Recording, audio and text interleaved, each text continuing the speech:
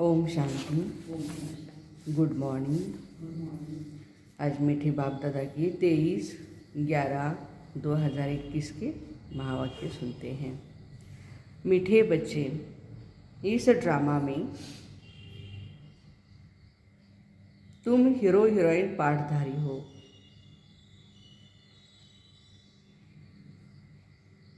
सारे कल्प में तुम्हारे जैसा हीरो पार्ट और किसी का भी नहीं।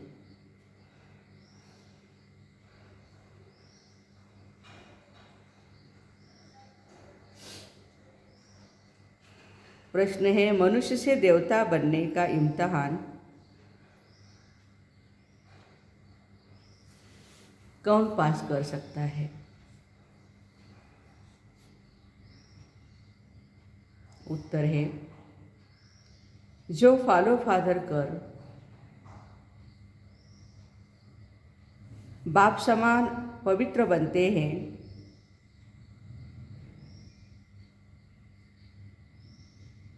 वही यह इम्तिहान पास कर सकते हैं।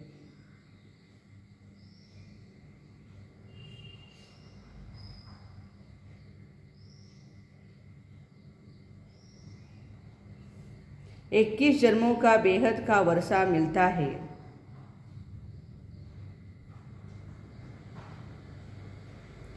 इक्कीस जन्मों का बेहद का वर्षा मिलता है, तो जरूर थोड़ी मेहनत करनी पड़ती है।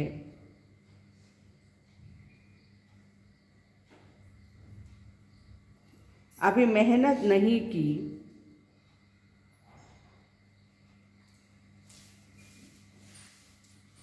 तो कल्प कल्पांतर नहीं करेंगे।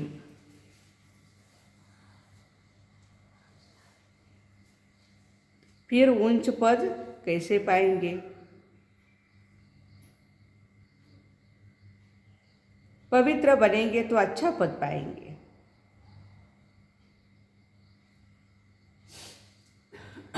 नहीं तो सजाएं खानी पड़ेगी।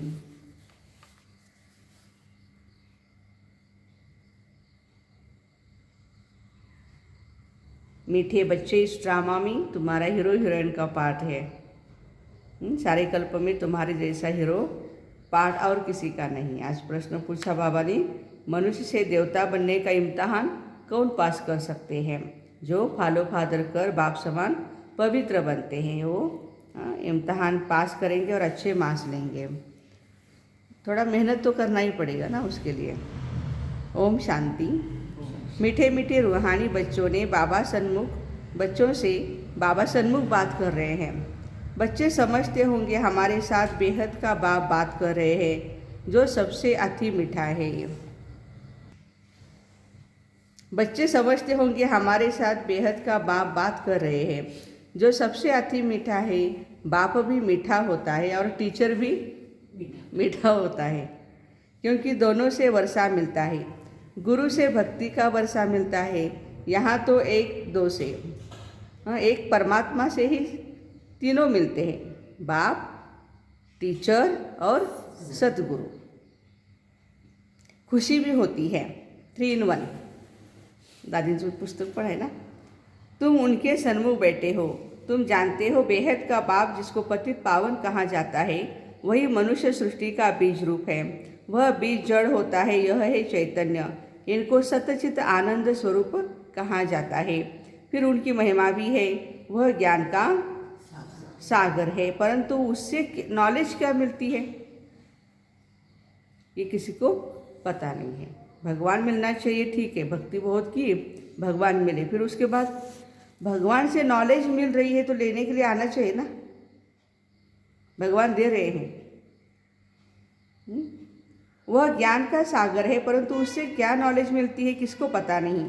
तुम बच्चे जानते हो, जिन्हों को बाप नॉलेज दे रहे हैं, वही भक्ति मार्ग में इनके मंदिर, शास्त्र आदि बनाते हैं। यह भी तुम जानते हो कि बरोबर हर 5000 वर्ष के बाद यह कल्प का संगम आता है। इसको कहा जाता है रूहानी अविनाशी पुरुषोत्तम संगम युग।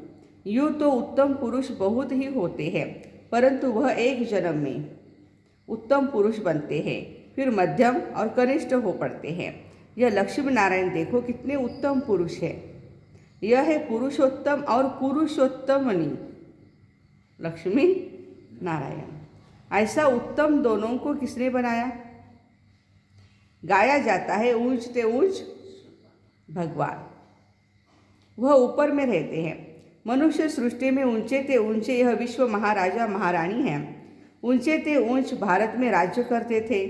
वो लक्ष्मी नारायण देख रहे हैं तीसरे नेत्र से, जैसे जैसे बाबा बोलते जाते हैं वैसे वैसे चित्र सामने इमर्ज करना चाहिए तो खुशी होगी। तो ऊंच ते ऊंच भारत में राज्य करते थे। अब यह राज्य उन्होंने कैसे पाया ये किसको पता नहीं। ऐसा बाप जो तुमको इतना ऊंच बनाते, वो कितना मीठा लगना चाहिए, उनकी मत पर चलना चाहिए। ऐसा ऊंचा विश्व का मालिक बनाने वाला बाप पढ़ाते देखो कितना साधारण है, साधारण रीति से पढ़ाते हैं। ये भी तुम जानते हो बेहद का बाप भारत में आते हैं, शिव जयंती भी मनाते हैं, भारत को आकर स्वर्ग बनाते। अब स्मृति आई है हम स्वर्गवासी 84 जन्म भोग नरकवासी बने हैं, फिर बाबा आया हुआ है स्वर्गवासी बनाने। अब बाबा कहते बच्चे मुझे याद करो तो तुम्हारी आत्मा जो तमो प्रधान बन गई है वो सतो प्रधान बन जाएगी। सतो प्रधान बनने बगैर वापस कोई भी जा नहीं सकते हैं, नहीं तो सज़ा खानी पड़ेगी। सज़ा भी आत्मा को मिलती है ना।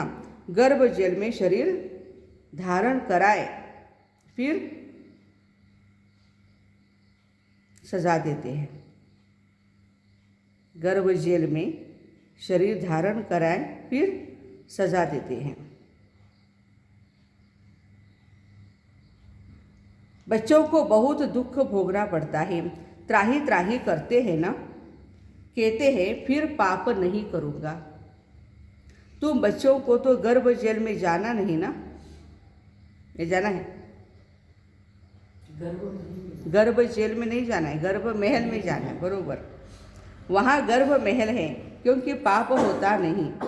यहाँ रावण राज्य में पाप होता है, तब राम राज्य मांगते हैं, परंतु यह जानते नहीं रावण क्या चीज़ है। जलाते हैं तो ख़त्म होना चाहिए ना रावण। लास्ट ईयर में जलाया फिर हर साल क्यों जलाते? इसका मतलब वो जला नहीं है। जलाते हैं तो ख़त्म होना चाहिए, फिर जलाते हैं, गोया मरा नहीं। फिर यह सब करने से फायदा भी क्या है? वो लोग जाकर लंका लूट कर आते हैं। एक झाड़ को बीमारी होती है वे उसको सोना समझ ले आते हैं। कोणतं झाड आहे? आपट्याचं झाड म्हणतो ना आपण, ते आपट्याची पानं, त्याला सोनं म्हणून आणायचं घरात आणि दोन दोन दोन दोन पानं वाटायचे। तो बाबा कहते हैं सोन्याची दुनिया होती ना एकेकाळी, एकमेकांना सोनं देणं घेणं भरपूर होतं तेव्हा। आता सोनं नाही देऊ शकत म्हणून ते शमीचं झाड पण म्हटलं जातं। काही वेळेला असं पण बोलतात की त्या झाडावरती पांडवांनी आपली शस्त्र ठेवली होती। तो बाबा कहते एक झाड़ को बीमारी होती है, उनको सोना समझ ले आते हैं। वास्तव में तुम इस समय रावण पर जीत पाते हो और गोल्डन एज के मालिक बनते हो। अजमेर में वैकुंठ का मॉडेल बनाया, बघितले ना सर्वांनी? अजमेरमध्ये स्वर्गाचं सगळं पिवळं धमक आहे, वरून आपण बघतो। आतमध्ये मोठ्याच्या मोठा राऊंड असा हॉल आहे आणि त्या हॉलमध्ये सर्व काही छान छान वस्तू सगळ्या ठेवलेल्या आहेत। सोन्याचं पुष्पक विमान पण आहे तिथे, बघितलं की नाही? आठवतच नाही। अजमेरला गेलो आहे आपण, अजमेर वगैरे बघितलं नाही? जयपुर, उदयपुर, छान। तो बाबा कहते हैं बच्चे, बाबा कहते हैं बच्चे, मैं तुमको स्वर्ग का मालिक बनाने आया हूँ। हीरे जवाहरों के महलों में हम राज्य करेंगे। अभी तुम बच्चे योग बल से निर्विकारी सतो प्रधान बनते हो। आत्मा संपूर्ण निर्विकारी बन फिर चली जाएगी शांति धाम, वहाँ दुख की बात नहीं होती। बाबा ने समझाया, इस नाटक में तुम्हारा सबसे बड़ा मुख्य पार्ट है हीरो हीरोइन का। राज्य लेना और गंवाना ये तो खेल है, हीरो हीरोइन तुम हो। हीरो का अर्थ मुख्य पाठधारी है। तुम गोल्डन एज में पवित्र गृहस्थ आश्रम में रहते थे, आयरन एज में अपवित्र गृहस्थ व्यवहार होता है। अब बाबा गोल्डन एज में ले जाएगा, पवित्र और अपवित्र। वहाँ लक्ष्मी नारायण सूर्यवंशी का राज्य होगा। वह पुनर्जन्मलेश चंद्रवंशी में आएंगे, वृद्धि होती रहेगी। अब कितने करोड़ हो गए हैं। अब कहते हैं बर्थ कम हो, लोकसंख्या कमी व्हावी म्हणून फॅमिली प्लॅनिंग वगैरे केलं जातं। जिनको 1-2 बच्चा होगा वह थोड़े ही बंद करेंगे। अब तुम तो इतना कर सकते हो, पॉपुलेशन कम करना है, ये तो बाप के ऊपर है। बाबा जानते हैं जास्ती मनुष्य होंगे तो मरेंगे। मैं आया हूँ सबको खलास कर एक धर्म की स्थापना करने। वहाँ 9 लाख होंगे, सतयुग में 9 लाख होंगे। छू मंत्र हुआ ना, कलियुग रूपी पूरी रात पूरी होकर फिर दिन हो जाएगा। बर्थ कंट्रोल पर कितना खर्चा करते हैं, बाबा का कोई भी खर्चा नहीं। नेचुरल कैलेमिटीज होगी, सब खत्म हो जाएगा। ड्रामा में यह भी नूंद है। वह लोग जो प्लान बना रहे हैं वह भी ड्रामा में नूंद है। यूरोपवासी यादव, भारतवासी कौरव और पांडव, वह सब एक तरफ। इस तरफ 2 भाई भाई हैं। भारत में भाई भाई है, जो अभी कलयुग में भाई भाई है।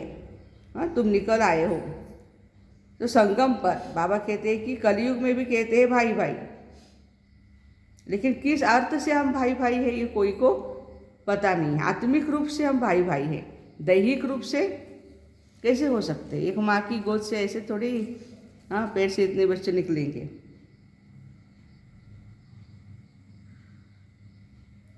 तो बाबा कहते कौरव और पांडव एक ही घर के थे, चुलत भाऊ दाखवलेत ना एकमेकांचे, आणि किती भांडण आणि हे ते। आत्मा असुर में भाई भाई है। तुम आत्माओं से ही पहले पहले बाबा मिला है। रेस में जो पहले पहले जाते हैं वह इनाम लेते हैं। तुम्हारी है याद की दौड़। यह कोई शास्त्र में नहीं है। बाबा कहते हैं मेरे साथ योग रखो। यह योग की यात्रा इस समय ही होती है। यह यात्रा कोई भी सिखला नहीं सकता है। सतयुग में न रूहानी योग है न जिस्मानी योग है, हठ योग भी नहीं है, और राजयोग की वहाँ पर प्राप्ति है सतयुग माना। तो बाबा कहते कोई योग नहीं होता है सतयुग में, वहाँ दरकार ही नहीं। प्रकृती सतोप्रधान आहे, आत्मा सतोप्रधान आहे। त्यामुळे तिथं बाबा सांगतात की योगा करण्यासाठी, शरीर स्वस्थ ठेवण्यासाठी आणि काही करायची गरज नहीं। यह इस समय तुम्हारी बुद्धि में बैठता है। ड्रामा में एक एक सेकंड का एक्ट समझाया जाता है। इसको स्वदर्शन चक्र कहा जाता है। वास्तव में स्वदर्शन चक्रधारी अभी तुम बच्चे बनते हो। 84 जन्मों का अथवा सृष्टि चक्र का नॉलेज तुमको है। स्व माना आत्मा, आत्मा को यह ज्ञान है। अभी तुम बच्चे स्वदर्शन चक्रधारी बने हो। हम तुमको कहेंगे रूहानी बच्चों, स्वदर्शन चक्रधारी, ब्राह्मण कुलभूषण। इन अक्षरों का अर्थ कोई नहीं नया समझ नहीं सकता है। स्वदर्शन चक्रधारी, ब्राह्मण कुलभूषण, ये शब्द बाप दादा के नया कोई समझ नहीं सकेगा। यह अलंकार तुमको नहीं देते क्योंकि तुमसे कई भागंत भी होते जाते हैं। तो बाबा कहते अभी तुम्हारी बुद्धि में 84 का चक्र है। अब नंबर 1 में जाएंगे। पहले घर जाकर फिर देवता बनेंगे, फिर क्षत्रिय वैश्य शूद्र बनेंगे। कितनी समझ की बात है। कितना भी कोई याद करे तो भी अहो सौभाग्य। बाकी थोड़ा समय है, फिर हम स्वर्ग में जाएंगे। बाकी शास्त्रों में तो बहुत सारी दंत कथाएं लिख दी है। कृष्ण जो सभी का प्यारा है उनके लिए लिख दिया, सर्प ने डसा। यह हुआ। कृष्ण राधे से भी प्यारा लगता है क्योंकि कृष्ण राधे से भी प्यारा लगता है। क्यों? क्योंकि मुरली बजाए ना। यह वास्तव में ज्ञान की बात है। तुम इस समय ज्ञानेश्वरी हो, फिर पढ़कर राजेश्वरी बनती हो। यह है एम ऑब्जेक्ट। तुमसे कोई पूछते हैं यहाँ का उद्देश्य क्या है, बोलो मनुष्य से देवता बनना। हम 100 देवता थे, 84 जन्मों के बाद क्षुद्र बने, अब फिर ब्राह्मण बने हैं, फिर देवता बनेंगे। पढ़ाने वाला ज्ञान का सागर परमात्मा है, न कि श्री कृष्ण। यह राजयोग कोई भी सिखला न सके। तुम कहते हो बाबा हम कल्प कल्प आपसे आकर के राज्य भाग्य लेते हैं। यह भी तुम बच्चे जानते हो, इस महाभारत लड़ाई से ही स्वर्ग के गेट खुलने हैं। इसलिए महाभारत लड़ाई अभी तीसरा युद्ध महायुद्ध होगा। बाबा आकर राजयोग सिखलाते हैं तो जरूर स्वर्ग चाहिए, नर्क खत्म होना चाहिए।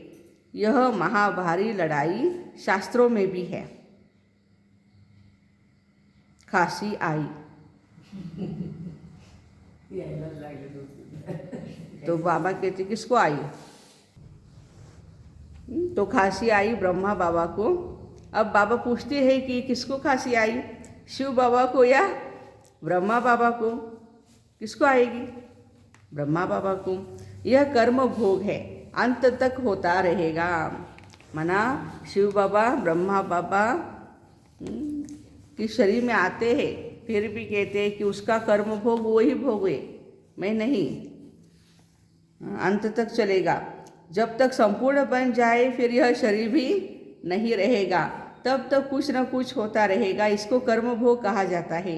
सतयुग में कर्म भोग होता नहीं। क्यों? कोई बीमारी आदि होती नहीं। हम एवर हेल्दी है, एवर वेल्दी बनते हैं, सदैव हर्षित रहते हैं क्योंकि बेहद के बाप से वर्षा मिलता है। फिर आधा कल्प के बाद दुख शुरू होता है। सो भी जब भक्ति व्यभिचारी हो जाती है तब दुख जास्ती होता है। भक्ति व्यभिचारी होती है, अनेकों की भक्ति जब चालू हो जाती है तब दुख होता है। जब एक की भक्ति थी इतना दुख नहीं था। तब त्राही त्राही करते हैं और फिर विनाश होता है। अब तुम सन्मुख सुनते हो तो कितना मज़ा आता है। जानते हो यह हमारा सच्चा बाप, सच्चा टीचर, सच्चा सद्गुरु है। यह महिमा एक निराकार बाप की ही है। सच्चा बाप, सच्चा टीचर, सच्चा सद्गुरु, यह महिमा एक ही निराकार बाप की है। वह है ऊंचते ऊंच भगवान। उस बाप को याद करो तो ऊंच पद पाएंगे। यह कोई साधु संत महात्मा तो तख्त पर नहीं बैठता, कभी पाँव भी पड़ने नहीं देते हैं बाबा बच्चों को। बाप कहते मैं तुम्हारा ओबेडेंट सर्वेंट हूँ। मुझे पैर कहाँ, तुम माथा किसको टेकेंगे? शिव बाबा को तो पैर है नहीं। बहुत गुरुओं को माथा टेकते टेकते तुम्हारी टिप्पण घिस गई है, मस्तक घिसलेला है। जो भक्ति मार्ग में होता है वह ज्ञान मार्ग में हो न सके। भक्ति मार्ग में कहते हे राम हे राम, बाबा कहते हैं यहाँ कोई आवाज़ नहीं करना है। अपने को आत्मा समझ गुप्त रूप में एक मीठे बाबा को याद करते रहना है। हे शिव शिव शिव कहना भी नहीं है, तुमको आवाज़ से परे जाना है। बच्चे को अंदर में बाप याद रहता है, आत्मा जानती है यह हमारा बाबा है। तुमको अंदर गुप्त याद करना है, इसको अजपा जाप कहते हैं। अंदर से मीठे बाबा, प्यारे बाबा, मेरे बाबा। चलो परम धाम में जा कर के बाबा से शक्तियाँ ले। जो भी गुणों की कमी है वो गुण भी अपने अंदर भरते जाए। बाबा को पूछे बाबा और कौन कौन से गुण मेरे में नहीं है, कौन सी शक्तियाँ मेरे में नहीं हो, मुझे भरनी है बाबा। हाँ, तो इस तरह से बाबा कहते याद करते रहे, जाप नहीं करना है। माला अंदर फेरो या बाहर फेरो, बात एक ही है। अंदर फेरना कोई गुप्त नहीं, गुप्त बात है अपने को आत्मा समझ शिव बाबा को याद करना। वह शिव बाबा यह प्रजापिता ब्रह्मा है। तुमको डबल इंजन मिलती है श्रृंगारने के लिए। इनकी आत्मा भी श्रृंगार रही है। फिर सब पियर घर चलेंगे, वहाँ से फिर ससुर घर विष्णुपुरी में आएंगे। परम धाम हमारा पियर घर है। और ससुर घर हमारा सतयुग है, तो वहाँ जा कर के हम राज्य करेंगे। तो पियर घर में जो कन्या होती है वो बिल्कुल सिंपल होती है, साधारण होती है, कोई मेकअप साज श्रृंगार कुछ नहीं होता है। बहुत सारे गहने होते हैं फिर भी वो बहुत सिंपल रहती है। लेकिन ससुर घर में जाएगी, शादी होने के बाद बहुत सजेगी, सज धज के रहेगी वहाँ पर। तो बाबा कहते हैं सतयुग में सजना और अभी ज्ञान रत्नों से सजना। यह है डबल पियर घर, अलौकिक, वो लौकिक वह पारलौकिक। इस अलौकिक बाप को कोई जानते नहीं है, तब कहते इस दादा को क्यों बिठाया है। एक लौकिक बाप है, दूसरा अलौकिक ब्रह्मा बाबा और तीसरा है पारलौकिक शिव बाबा। तो कई बच्चे बोलते हैं कि ब्रह्मा बाबा को क्यों बिठाया यहाँ पे।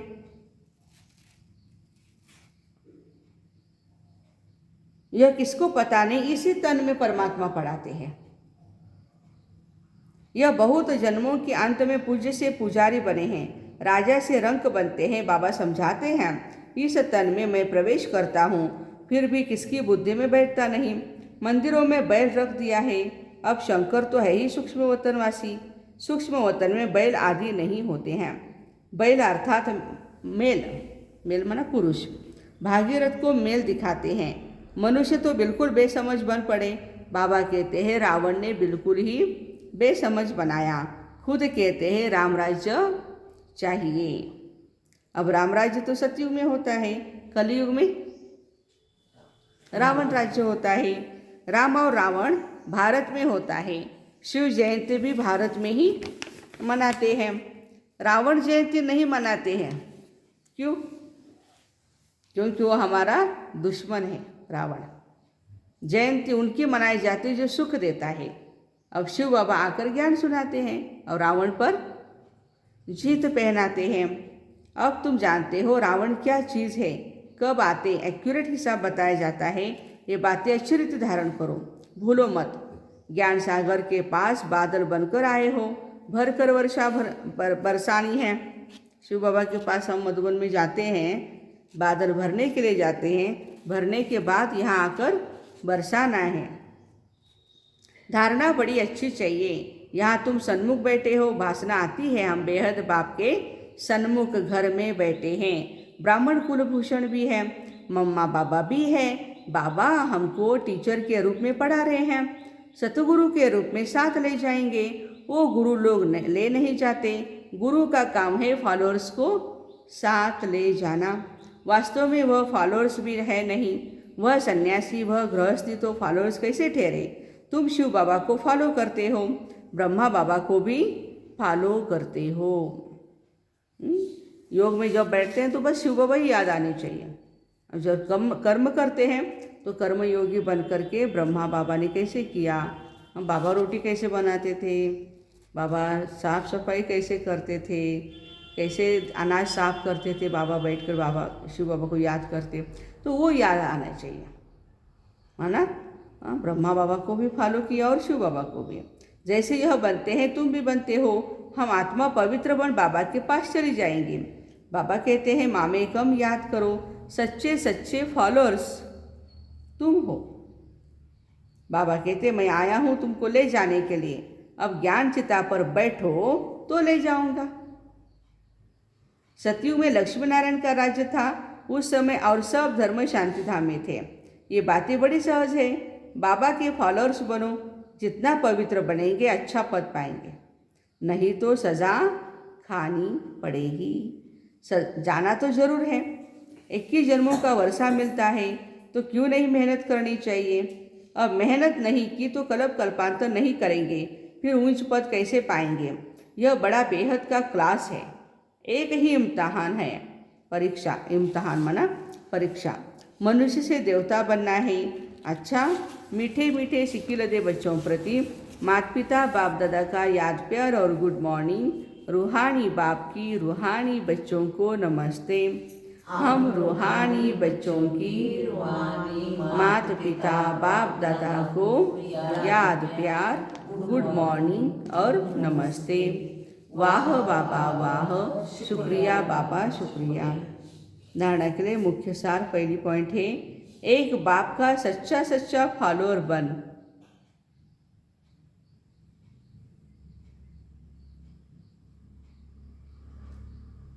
पूरा पूरा पवित्र बनना है।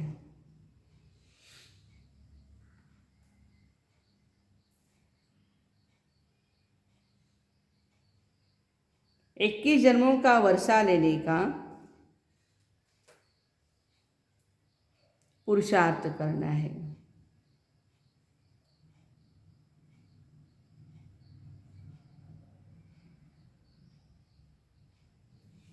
दूसरी पॉइंट है, मुख से हे शिव बाबा भी नहीं कहना है।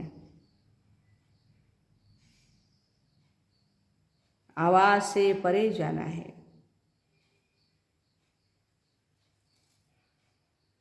अपने को आत्मा समझ अंदर में शिव बाबा को याद करना है। वरदान है, स्थूल व सूक्ष्म में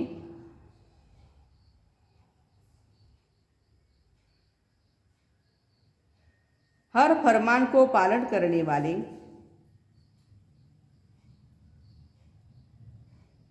संपूर्ण फरमान बरदार भव।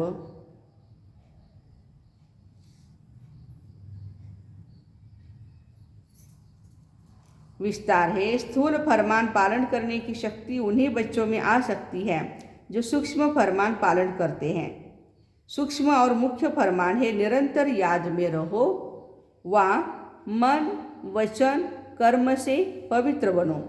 संकल्प में भी अपवित्रता व अशुद्धता न हो। यदि संकल्प में भी पुराने अशुद्ध संस्कार टच करते हैं तो संपूर्ण वैष्णव व संपूर्ण पवित्र नहीं कह सकते। इसलिए कोई एक संकल्प भी फरमान के सिवाय न चले तब कहेंगे संपूर्ण फरमान बरदार। बाबा के फरमान के अनुसार हमारे संकल्प चले। स्लोगन है, बाप को जानकर दिल से बाबा कहना, यही सबसे बड़ी विशेषता है।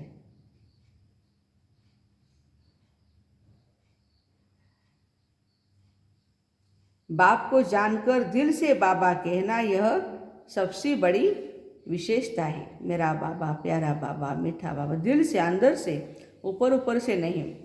तो इस तरह से स्थूल व सूक्ष्म में हर फरमान को पालन करने वाले संपूर्ण फरमान बरदार बच्चों को, मीठे मीठे भाई बहनों को आज के दिन की बहुत सारी मुबारक है। Wish you all the best. Have a nice day. ओम शांति।